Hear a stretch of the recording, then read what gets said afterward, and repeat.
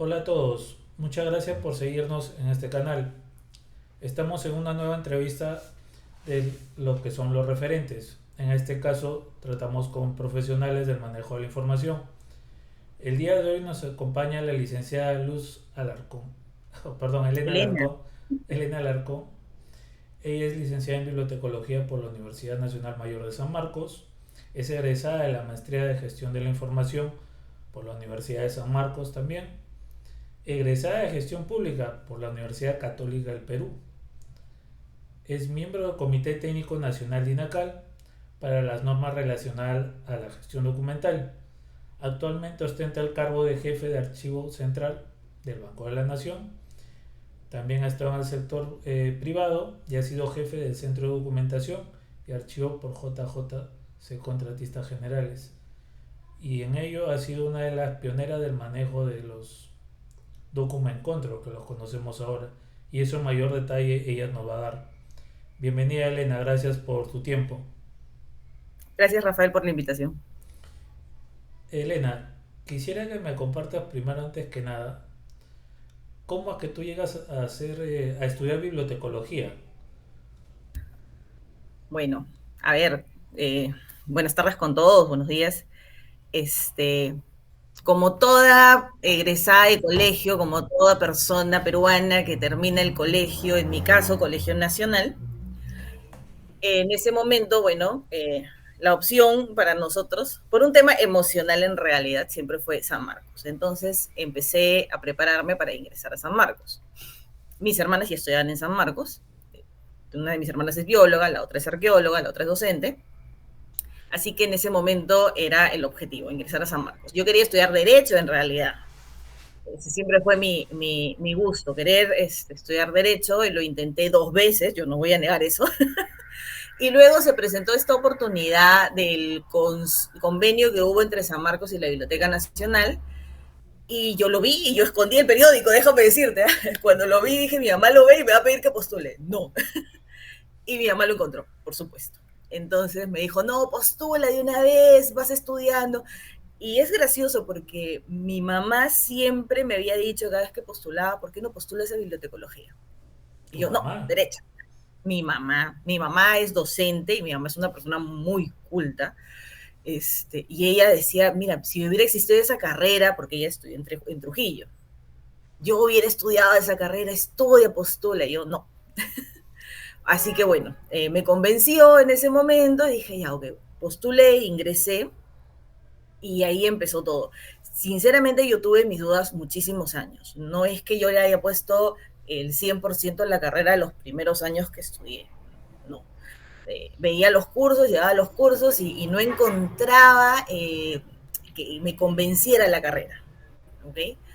Fue ahí que entramos a San Marcos y recuerdo, mira, no recuerdo el nombre, pero tuvimos un profesor de un curso de recursos de la información y lo que él comenzó a explicar, que ya era la parte más moderna de la carrera, me convenció.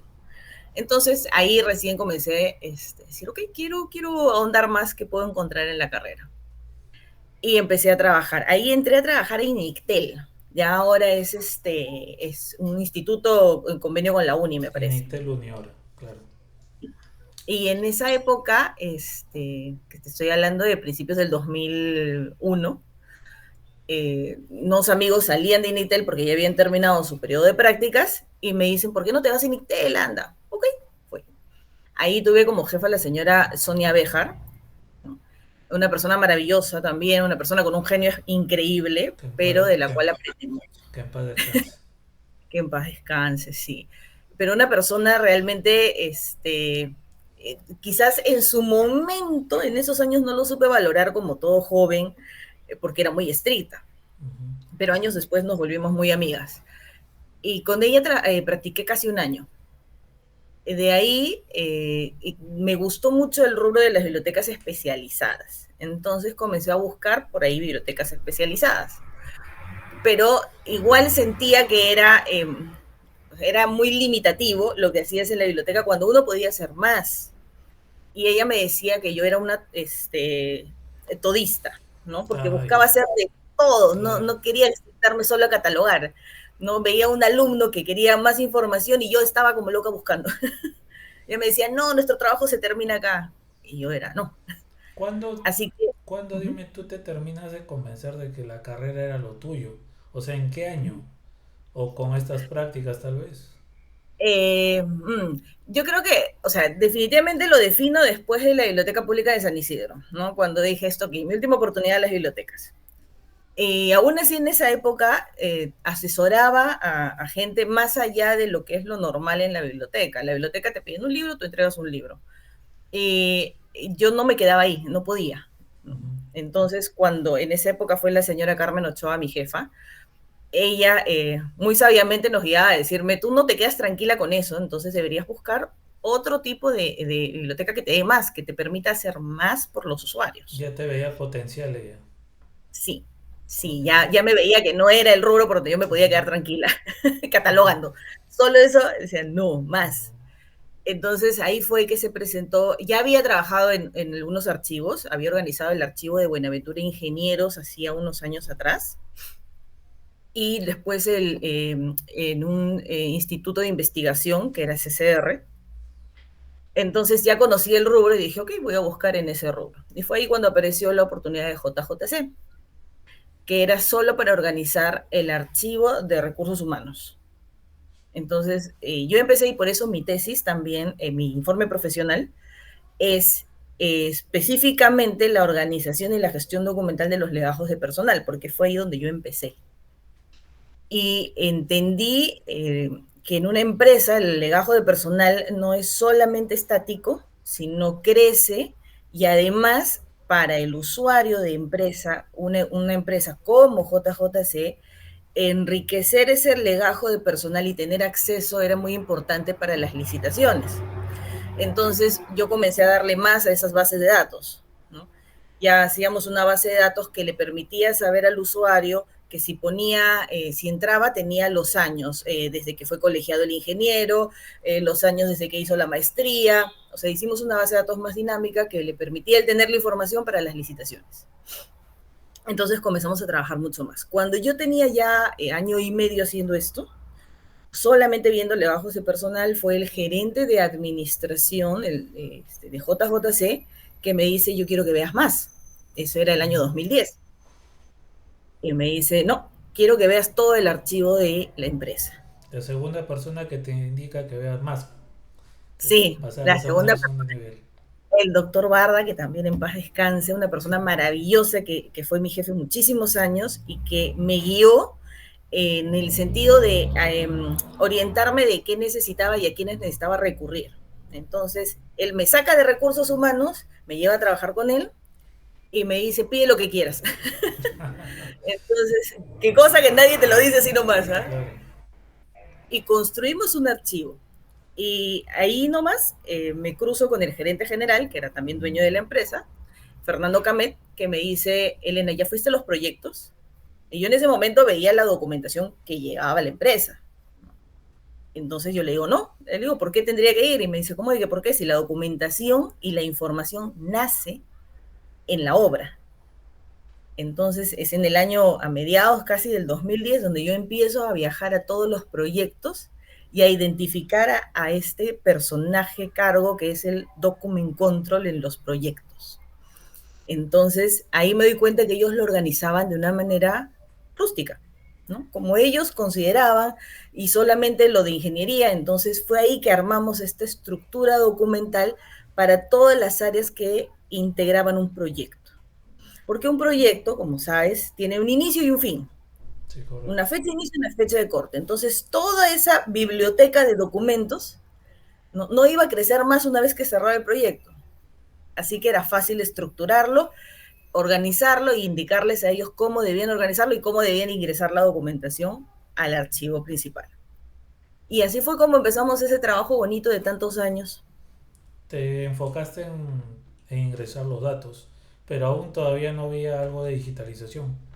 No, ahí todavía era bastante rústico. Ujú. Empezábamos solamente de manera en Excel, Ujú. el histórico de los documentos, el detalle.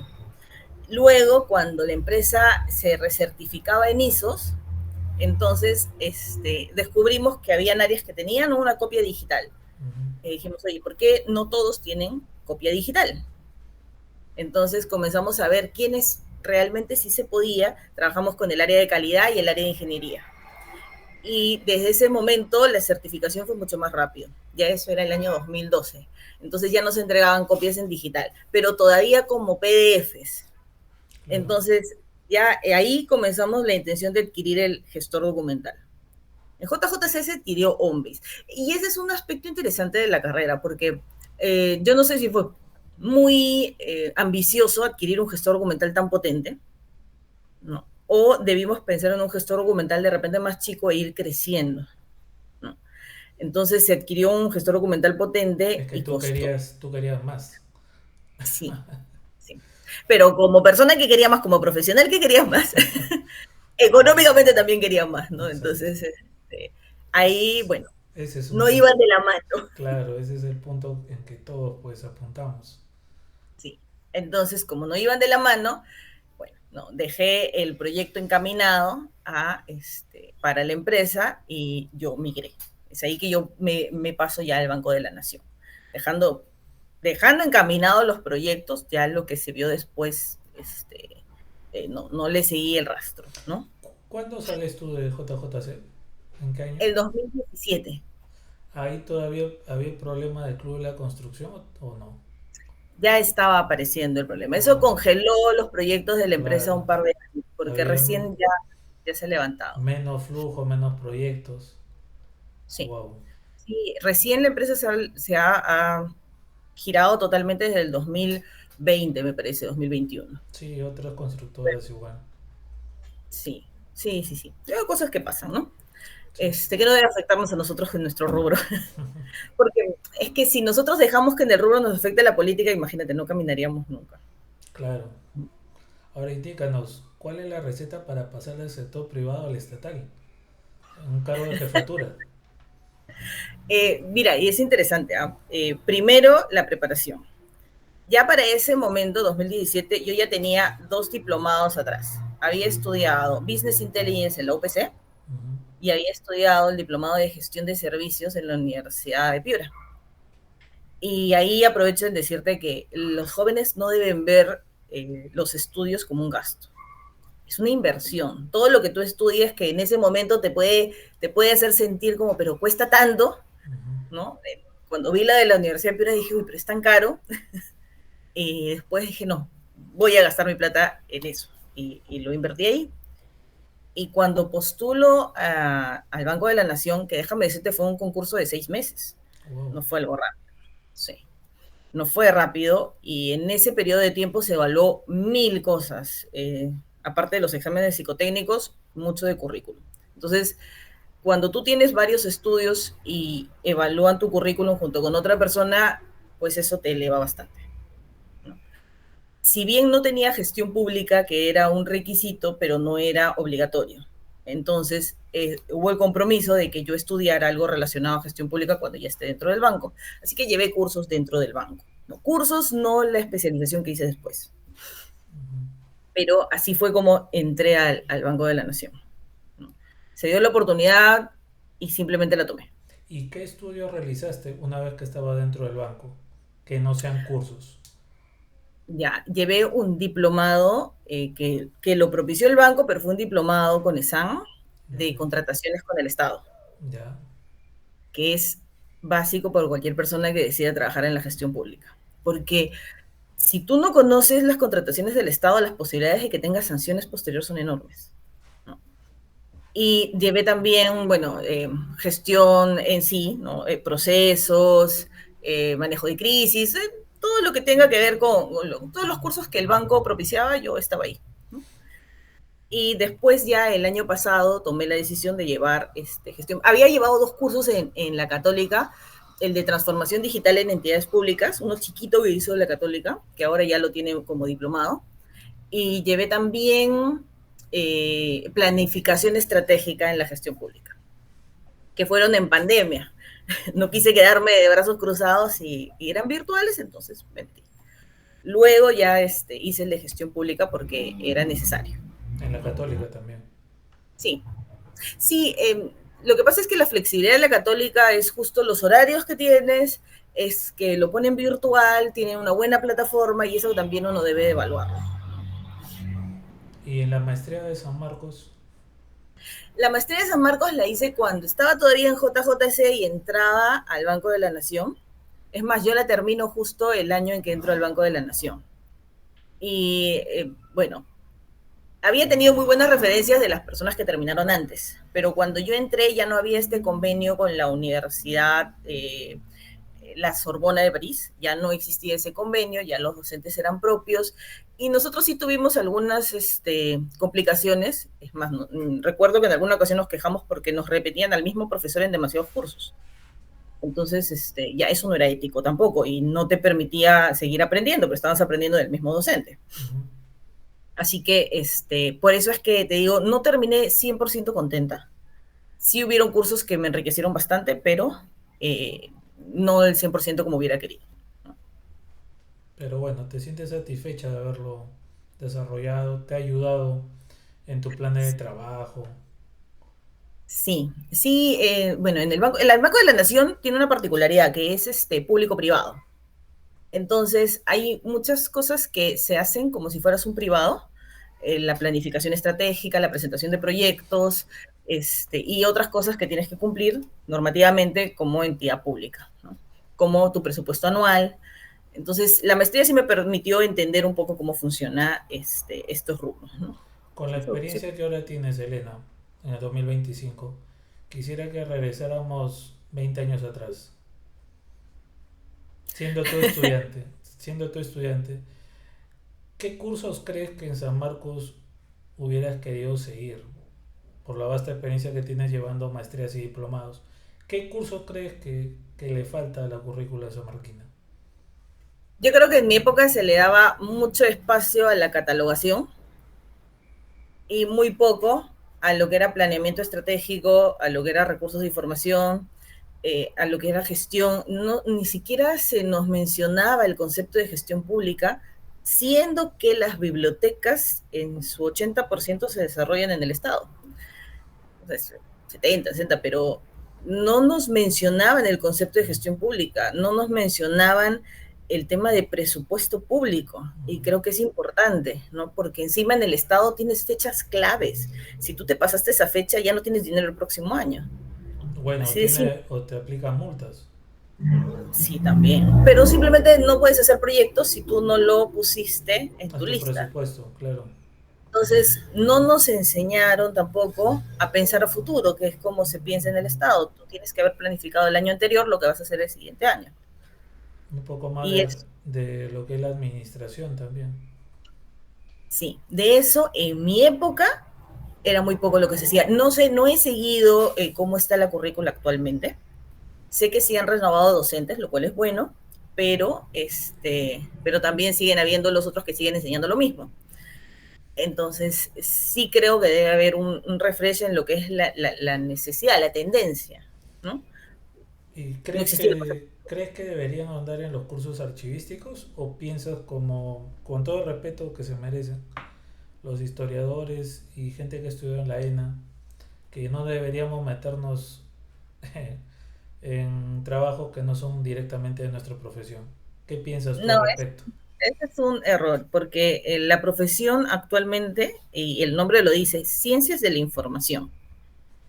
Y las ciencias de la información abarca todo, abarca la archivística, abarca las bibliotecas. Y de ahí sale este híbrido llamado gestión documental, ¿no? Entonces, porque gestión documental, okay, una biblioteca es una biblioteca, pero si esa biblioteca tú la refuerzas a nivel de que das atención al punto de información y de satisfacer otro tipo de necesidades, ya estás hablando de gestión documental, ¿no? Por ejemplo, en las hemerotecas, en mi opinión, deberían hacer mucho más gestión documental que solamente biblioteca o hemeroteca, ¿no? Y los archivos, si solamente estás guardando los documentos que llegan, ok, eres archivo, pero cuando ya le aplicas tecnología y ya buscas que tu usuario final tenga mayor acceso a la información que está en los archivos, entonces estás en gestión documental. Entonces, que los archiveros o que los historiadores piensen que no es lo mismo, están en un error y están pensando además como hace 50 años. ¿no? Actualmente no funciona así. Y sí, yo me he topado también me he topado con historiadores increíbles, increíbles que han migrado mucho y entienden los nuevos conceptos, y otros que todavía se quedan pensando en que los archivos son lugares donde se guardan los documentos, Un se conserva depósito, todo. un depósito. Que fue lo que yo encontré en el Banco de la Nación cuando entré, ¿no? Un depósito de documentos en el que nadie confiaba. Y lo que es ahora es totalmente distinto, De ahí ¿no? quería partir. O sea, cuéntanos en el Banco de la Nación, o sea, tal cual, encontraste ese archivo y cómo ahora lo manejas con las nuevas tecnologías y la gestión documental. Quisiera que Eh, ahondes en eso. Mira, lo que yo encontré en el Banco de la Nación fue un depósito con todos los documentos que se encontraba en otro local porque habían renovado la estantería. En el local central está en el centro de Lima. Entonces, primero se tuvo que hacer una mudanza y no existían inventarios transparentes.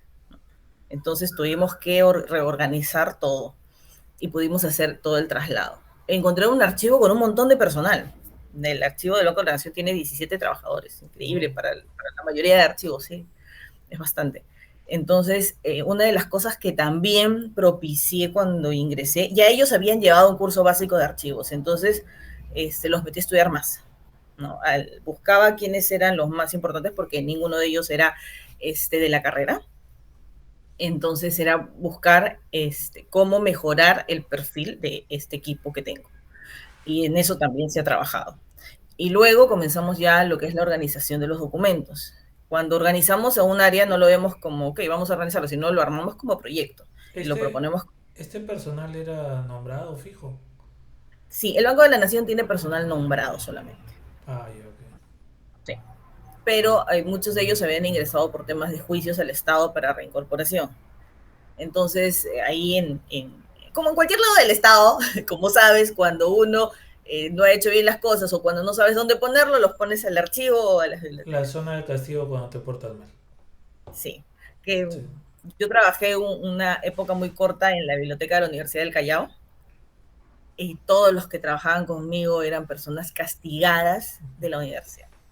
Y eso fue 6 meses, que yo no sé cómo resistí 6 meses, pero fue terrible, ¿no? Fue una experiencia no de las más bonitas que he tenido en mi vida profesional.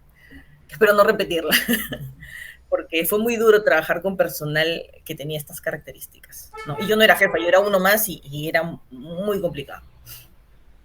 Entonces, en cambio, en el banco no era personal castigado, pero sí era personal que había hecho juicios de reincorporación.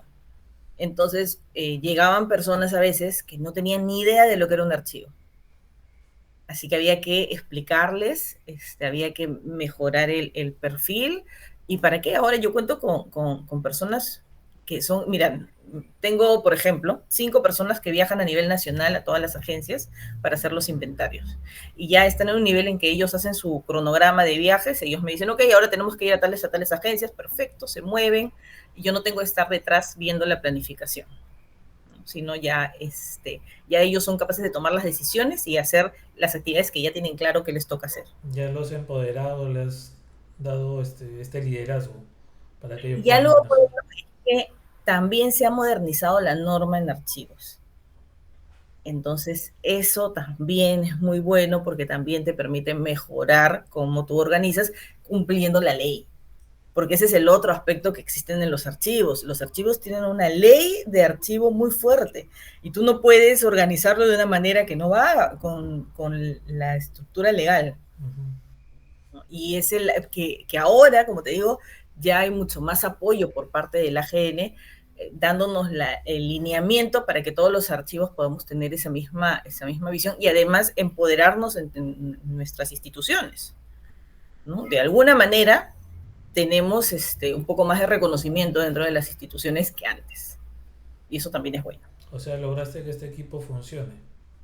Logré que este equipo funcione, logré que este equipo converse, logré además tener resultados cada año. ¿No? No sé si sepas, y es algo interesante también porque no se menciona en la carrera, pero anualmente tenemos que hacer un plan que se presenta al Archivo General de la Nación. Entonces a nosotros nos miden por el cumplimiento de ese plan.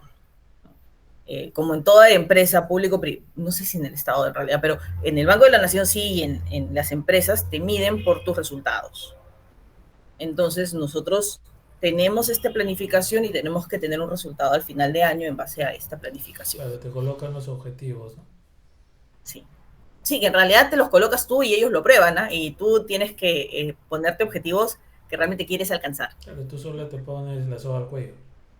Sí, yo soy especialista poniéndomela. Y en el tema tecnológico, sí, mira, yo he tenido la oportunidad de conversar con muchos archiveros del rubro de otras entidades del Estado y todos tenemos el mismo problema. En todo el Estado, cuando tú quieres sacar un nuevo sistema, tú tienes que tener la venia de tu área de tecnología y de información. Y no siempre tu área de tecnología de información está contigo para decirte, sí, pásamelo, lo probamos, lo sacamos, porque obviamente ellos tienen sus requerimientos en base al core de cada negocio, ¿no? De cada rubro. Entonces, por lo menos a mí en el banco me ha sido bastante complicado. No, ahora ya estamos más encaminados, esperemos que esta vez sí salga. El año pasado, por ejemplo, para darte un ejemplo de lo que ocurre en el Estado, ¿no? Yo vengo sacando un contrato de tercerización del proceso de digitalización de la línea, la tercerizo hace muchos años, desde el 2018. ¿Y qué ocurre? El año pasado yo estaba ya ampliando mi capacidad de digitalización, porque ya veíamos que podíamos digitalizar más, y el gerente general volteó y dijo, ¿qué estás digitalizando? Y Ah, yo, ya. lo que siempre digitalizamos, no, quiero que me mandes. Y congeló un año todo el servicio de digitalización, no pudimos sacar el proceso el año pasado porque él quería tener mayor sustento.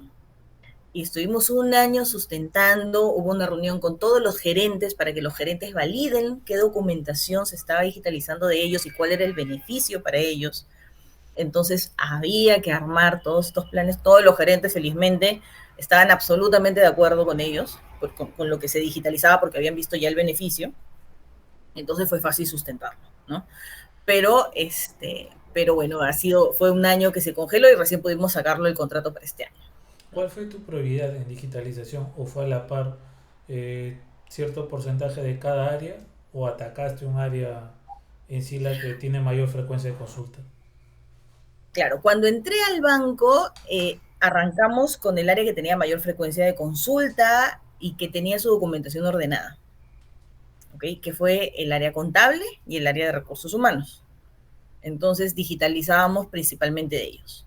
Después fuimos ampliando un poco a otras gerencias, operaciones, y ampliando dentro del mismo recursos humanos, ampliando la digitalización, igual dentro del área contable. Pero yo tenía ya metida entre ceja y ceja que tenía que digitalizarle al core. El core es las agencias. Pero para eso primero teníamos que estructurar la documentación que generaban las agencias. Entonces, lo primero que hicimos fue un levantamiento de información a nivel de todas las agencias para estar seguros que lo que se digitaliza va acorde, lo que se genera va acorde a los servicios que tienen las agencias. Una vez que tuvimos esto, ya recién lo hemos puesto para este contrato, digitalizarle a las agencias. Y es más, el porcentaje mayor para este nuevo contrato es de las agencias, que esperamos estar digitalizándoles en un par de meses. Por ejemplo, lo que son expedientes de préstamo, lo que son expedientes de créditos hipotecarios, cosas así, expedientes que se tienen que conservar muchos años y que tienen mucho movimiento y que hasta el momento solo lo hacíamos en físico. Y por su parte, porque fue algo que también conversamos, el área de planeamiento está viendo en la otra parte que es la mejora del proceso, para que el proceso ya se genere en documentos, en muchos casos lo que se pueda digital, disminuir la cantidad y volver electrónicos algunos documentos. Entonces, es un proyecto que estamos haciendo en paralelo y es bien interesante poder llegar a eso, ¿no? ¿Y a través de qué herramienta tecnológica se puede acceder? ¿O aún no tiene un No, no, no. repositorio? Aún estamos, no. Sí, ahorita, por ejemplo, lo que tenemos es un file server donde estamos Ya. almacenando de manera ordenada la documentación. Intentamos tener un sistema el año pasado de desarrollo interno, pero lo que ocurre con los desarrollos internos, yo sé que varias entidades han tenido suerte, pero es muy estático. Entonces queríamos mejor una herramienta que ya tuviera muchas otras cualidades, ¿no? Y que pudiera integrarse con otros sistemas bancarios, que eso es algo que ya pidieron por parte de planeamiento que vio con la red. Ok, entonces nos estamos yendo a adquirir un gestor documental, ¿A ¿no? cuál Y estás como apuntando? Es un proceso de licitación abierto, ¿no? Ah, Obviamente ya, en ok, el ok. top están Alfresco, Fresco. está Homebase, está el mismo Laserfish, ¿no? Que ya cuando salgan la licitación y ya vean, postularán y veamos quién gana, ¿no? Pero hay algunos de ellos que sí te convencen más que otros, me imagino. En el detalle que has podido ver.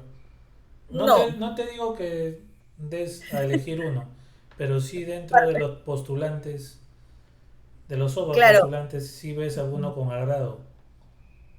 más que ver con agrado, ya hay varios que han tenido la experiencia con el Estado. Ah, ok. En realidad todos han tenido la experiencia con el Estado, porque hay entidades que tienen Laserfish, como me parece que me dijeron Contraloría, Ujú, Alfresco también lo tienen en el Estado, el MTC, si no me equivoco, Combase también, entonces eso ya es un punto al favor de cualquiera de ellos, ujú. ¿no? Y los tres se adaptan bien a lo que es la gestión documental del banco. Así que por esa parte, en realidad, el que mejor precio me dé, va. Qué bueno escucharlo. Bueno, y la recomendación también para aquellos que trabajan en el Estado.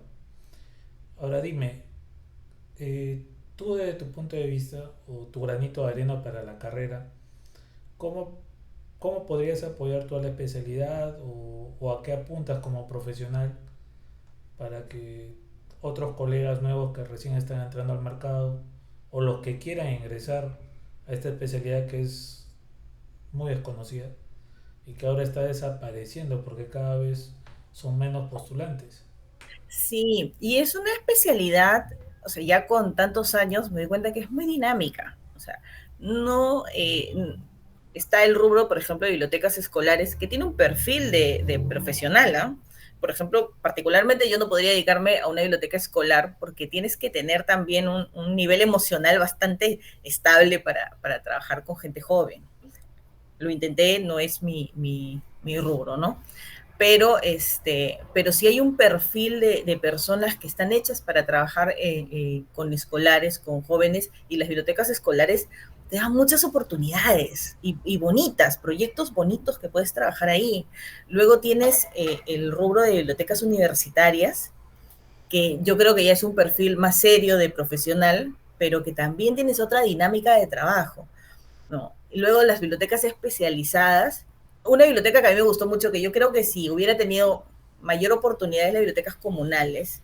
Trabajar con comunidades y ver cómo impacta en ellos el que tú les pongas una biblioteca en su comunidad, que fue lo que hice alguna vez, es increíble también, ¿no? Mostrarles acceso a la información, eso también es ese también es otro perfil de profesional, que debería liderarlo la Biblioteca Nacional, sí, pero bueno. Entonces, y también el perfil de profesionales que son bastante técnicos y que son los que deben orientarse en la Biblioteca Nacional, que se necesita ese tipo de perfil ahí. Entonces, yo creo que si tú eres un profesional, por ejemplo, no sé, pegado a las artes, pegado a las letras, puedes ejercer la carrera de bibliotecología, puedes ir a estudiar la carrera y vas a encontrar tu espacio, ¿no?